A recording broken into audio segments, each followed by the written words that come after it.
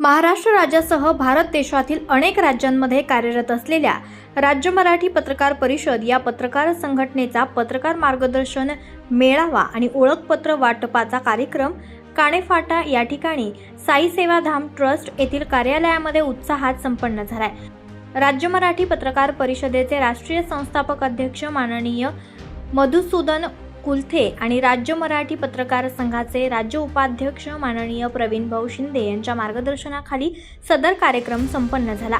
यावेळी पुणे जिल्ह्यातील आणि तालुका पदाधिकारी यांच्या निवडीचे नियुक्तीपत्र आणि ओळखपत्र वाटपाचा कार्यक्रम राज्य पदाधिकारी आणि संस्थापक अध्यक्ष यांच्या हस्ते संपन्न झाला। यावेळी पत्रकारांनी त्यांची पत्रकारिता करत असताना समाजामध्ये वावरत असताना सामाजिक जबाबदारीचे भान जपले पाहिजे आणि पत्रकारितेच्या कायद्याच्या चौकटीत प्रेस लॉ करावी आणि आपले हित जपण्यापेक्षा सामाजिक कसं जोपासता येईल आणि जास्तीत जास्त संघटनेचा नावलौकिक कसा वाढवता येईल याबद्दल मधुसूदन कुलथे साहेब यांनी मार्गदर्शन केलं। यावेळी राज्य मराठी पत्रकार परिषदेचे राज्य उपाध्यक्ष प्रवीण भाऊ शिंदे यांच्या आणि संस्थापक राष्ट्रीय अध्यक्ष मधुसूदन कुलथे यांच्या आदेशानं आणि नियुक्तीप्रमाणे पुढील प्रमाणे जिल्हा आणि तालुका पदाधिकारी यांच्या निवडी करण्यात आल्या।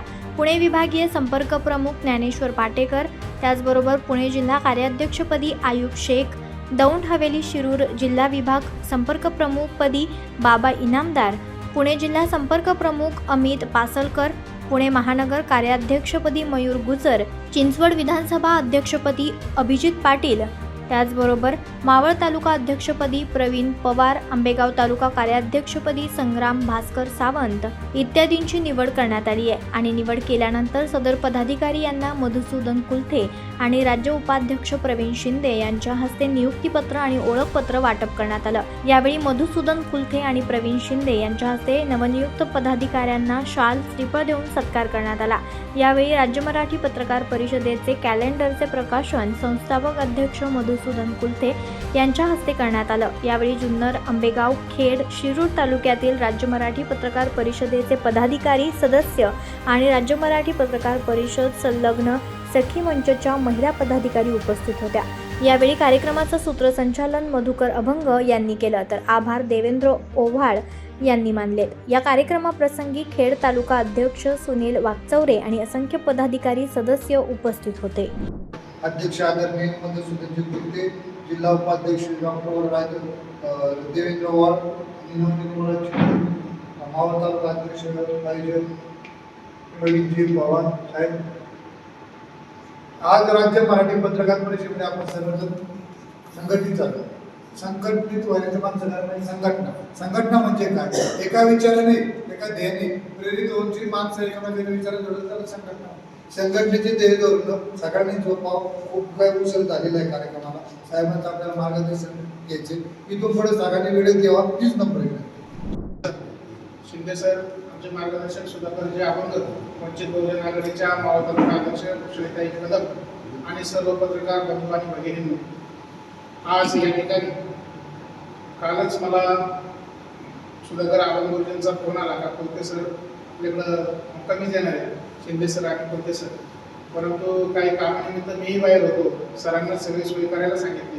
थोडक्यात सांगायचं झाल्यास मी जेलिट चॅरिटेबल ट्रस्टच्या माध्यमातून या तालुक्यामध्ये काम करत असताना जंगलोक वार्ता या खेड तालुक्यातीलच एक संपादक आहे, त्यांच्या माध्यमातून मी या पत्रकार क्षेत्रामध्ये एक 6 महिन्यापूर्वी काम सुरू केलं आणि हे काम सुरू करत असतानाच मला आपण सरांनी सांगितलं की बाबा तुम्ही आपल्या राज्य मराठी पत्रकार परिषदेचं एक सदस्य म्हणून मावळ तालुक्याचं अध्यक्षपद घ्या। तर मी त्यांना लगेच होकार कळवला, कारण नवीन काहीतरी शिकण्यासारखं असतं आणि माणसाने नवीन शिकावं।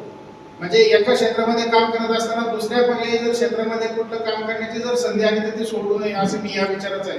म्हणजे शिकण्याची संधी तयार होते आणि शिकायला मिळतं, या उद्देशाने मी लगेच अभंग सरांना हो बोललो आणि त्या माध्यमातून मी लोकशाहीच्या 4थ्या स्तंभाला न्याय देण्याचं नक्कीच काम करेल आणि या मावळ तालुक्यातील जे काही गोरगरीब असतील न्याय देण्याचा प्रयत्न करेल, एवढं बोलतो आणि या ठिकाणी थांबतो।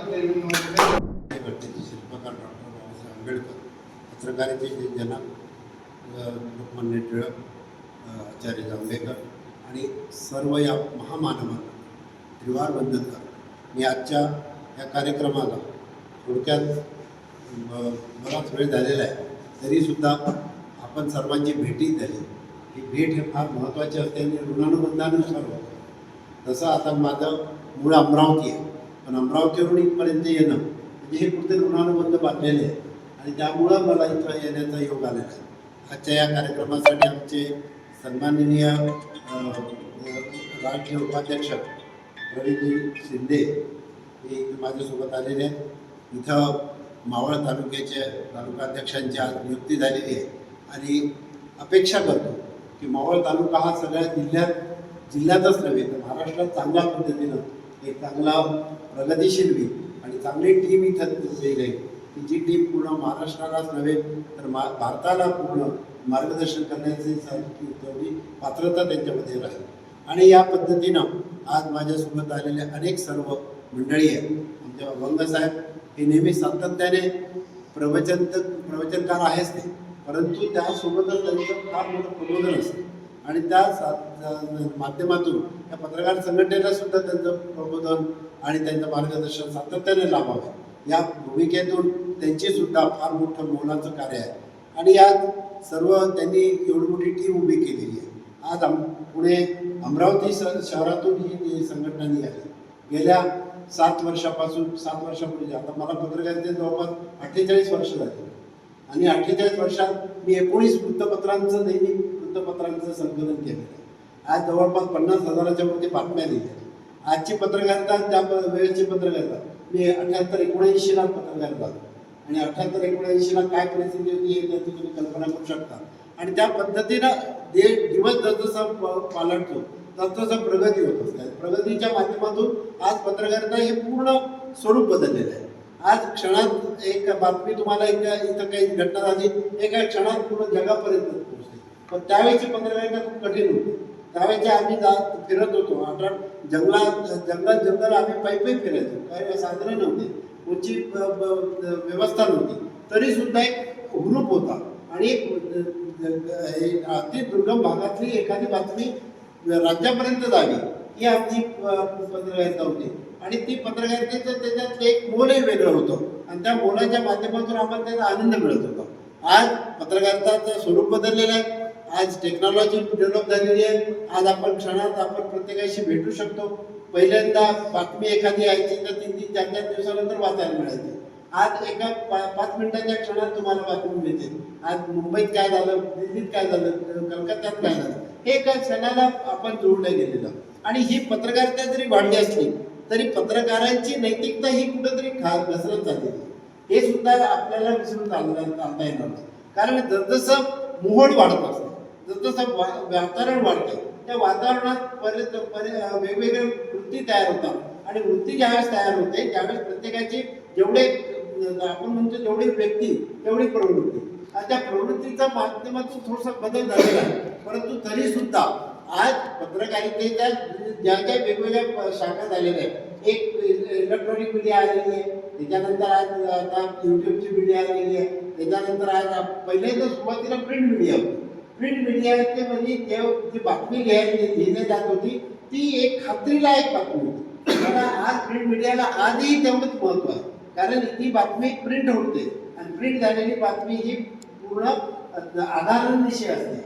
त्यामुळं प्रिंट मीडियाचं काम हे जसं आहे तसंच आहे. परंतु आज वेगवेगळ्या शाखा आलेल्या आहेत, वेगवेगळ्या चॅनल्स आलेले आहेत, वेगवेगळ्या आपलं पत्रकारितेचं स्वरूप बदललेलं आहे. या पद्धतीनं माणसाची वृत्ती सुद्धा बदललेली आहे आणि त्यामुळं आज आपण कमी वेळेत कसा जास्त पैसा मिळेल, कमी वेळेत आपल्याला जास्ती प्रसिद्धी कशी मिळेल या भूमिकेतून आपण चाललं.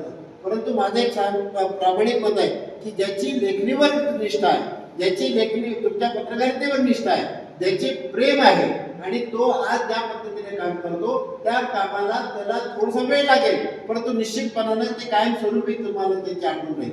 आणि या पद्धतीचं पत्रकारिता आपण केली गेली पाहिजे. आपण आपली नैतिकता पुढेही वायाला जाऊ देता नैतिकतेच्या आधारावर आपण पत्रकारिता केली पाहिजे.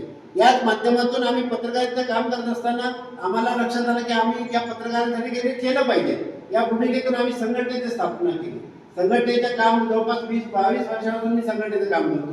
आज या संघटनेचं काम करत असताना अन्याय होतो.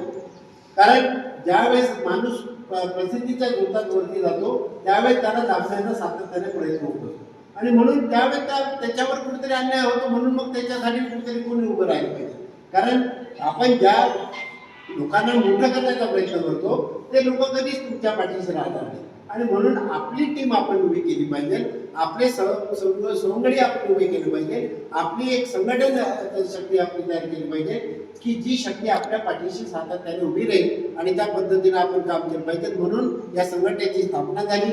संघटनेच्या माध्यमातून पूर्ण महाराष्ट्र राज्याच्या 28 जिल्ह्यात आम्ही काम करतो.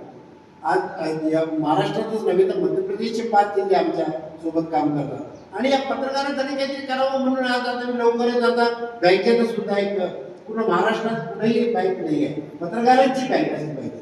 पत्रकारांचं एक स्वतःचं अस्तित्व असलं पाहिजे. पत्रकारांचा कुठेतरी त्याला एकदा आजच्या लेवलवर त्याला कुठेतरी आधार मिळाला पाहिजे. या भूमिकेतून त्याच्या पाठीशी उभं राहण्याचा, त्याच्या कुटुंबाच्या पाठीशी उभं राहण्याचा आमचा सातत्याने प्रयत्न आहे. अनेक उपक्रम आहे. बराच बोलायला गेलं तर 2 तासपर्यंत आपल्याला पूर्ण नाही, परंतु आज या निमित्ताने आज जी घटना झालेली आहे त्या घटनेचं आपण गांभीर्य ठेवता. आज आपल्याला वेळेचं काय बोलताना आपण नेहमीच बोलू, परंतु आज या संघटनेच्या बाबतीत तुम्हाला सगळ्यांना कल्पना आहे. आज आपण एक दिनदर्शिका सुद्धा काढतो की जी दिनदर्शिका पूर्ण महाराष्ट्राच्या प्रत्येक जिल्ह्यात जाते. प्रत्येकाचा इथला आज अभंग साहेबांचा जर परिचय असेल कोणी जर नागपूरला राहत असेल तर ते सुद्धा पाहिल्यानंतर त्यांना सुद्धा आनंद होईल. त्याच्या कुठेतरी एक आपल्याला संपर्क असला पाहिजे आणि हे संपर्काचं फार मोठं साधन आहे. कधी एखाद्या नागपूरचे कोणी इकडे पुण्यात आले आणि त्यांना जर काही काम पडलं तर ते कदाचित त्यांचे जे नंबर घेऊन त्यांच्याशी संपर्क करू शकतात.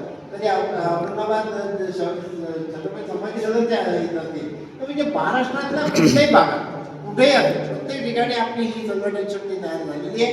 हळूहळू ती वाढत चाललेली आहे. यासोबतच आम्ही महिला मंच सुद्धा काम करतो.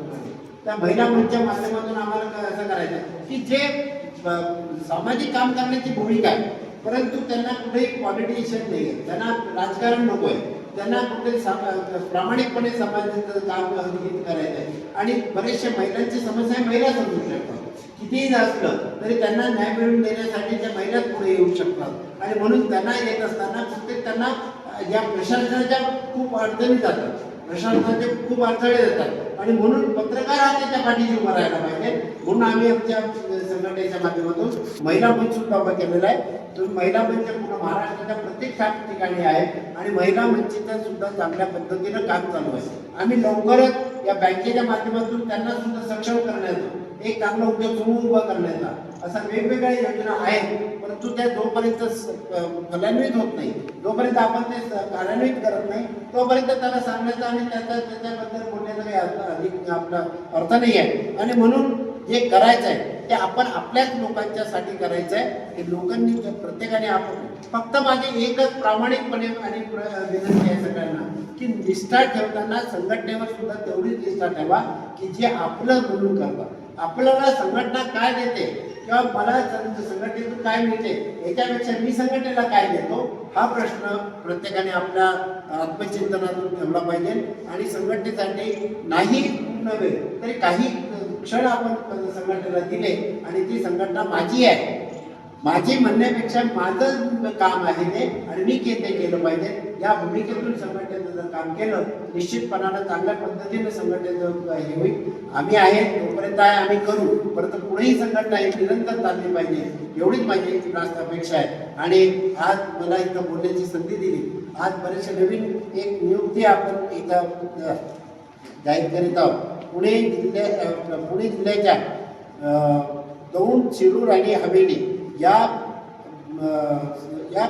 परिसरातील भागासाठी जिल्हा संपर्क प्रमुख म्हणून श्री बाबा इनामदार शिरूरचे आहेत ते त्यांची नियुक्ती आपण करत आहे.